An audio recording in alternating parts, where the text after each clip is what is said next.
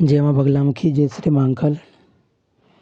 गुरु माँ देवी ज्ञानेश्वरी जी के श्री चरणों में पुत्र का कोटि कोटि नमन।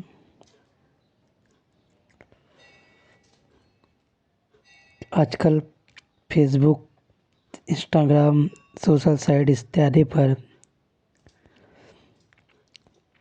20-20, 22 साल के लड़के साबर मंत्र बांट रहे हैं।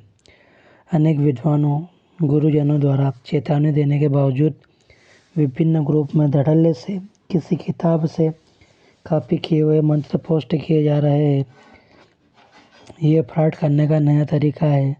केवल मंत्र पोस्ट करो और अपना मोबाइल नंबर भी दे दो। न तो विधि विधान बताएंगे, न ही सुरक्षा मंत्र। ये तो एक प्रकार से भोले भाले जातकों की बलि लेना हुआ है। हम सभी सहमत होंगे कि तंत्र, मंत्र, यंत्र इत्यादि के ग्रुप के अधिकांश सदस्य सिद्ध योगी न होकर अपनी विपत्तियों को दूर करने के उपाय खोजने के लिए आते हैं और भ्रामक पोस्ट से जालसाजी के शिकार हो जाते हैं। सबसे आसान लगता है साबर मंत्र। साबर मंत्र पहले से ही सिद्ध मंत्र है और देवताओं को किसी विशेष कार्य करने के लिए तुरंत बाध्य करने में सक्षम है, भले ही वे ना चाहे। इसीलिए साधना से पहले मंत्र की दीक्षा लेकर किसी योग्य गुरु की देखरेख में इसे करना बेहतर होता है। साबर मंत्र को सिद्ध करने के लिए क्या न्यूनतम योग्यता और जानकारी होनी चाहिए। साबर मंत्र की सिद्धि गुप्त तरीके से की जाती है। साधना के दौरान होने वाली अनुभूतियों को किसी को भी नहीं बताना चाहिए। ऐसा करने से साधना में असफलता ही लगती है।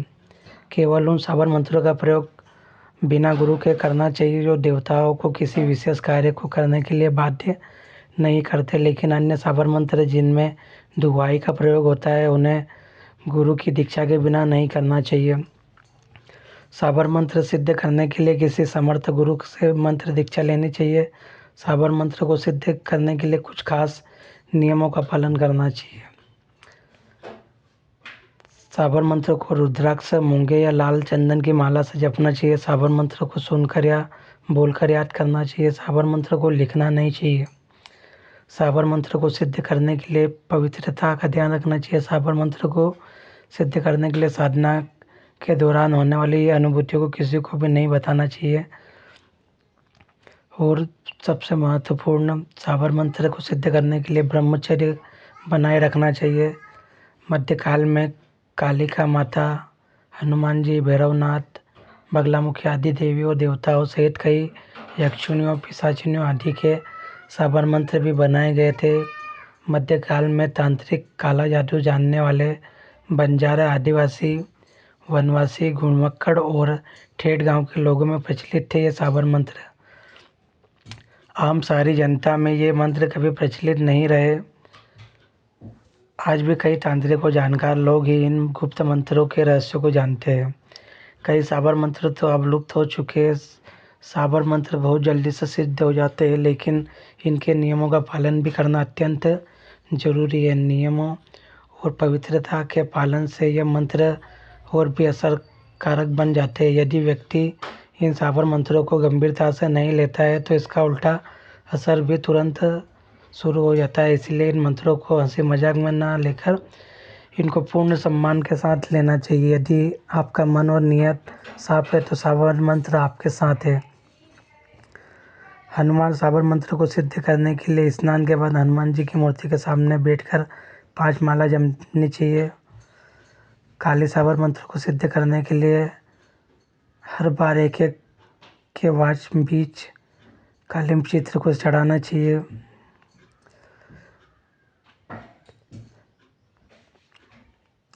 जिन मंत्रों में, जैसे हम साबर मंत्र हनुमान जी के करते हैं और अगर उसमें हनुमान जी को कोई सी दुआएं दी जाती है तो ऐसे मंत्रों को बिना किसी गुरु दीक्षा के कदापि ना करें।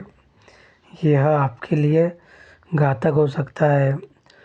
और जितना हो सके जीवन में हमें गुरु मार्गी होकर ही साधना करनी चाहिए।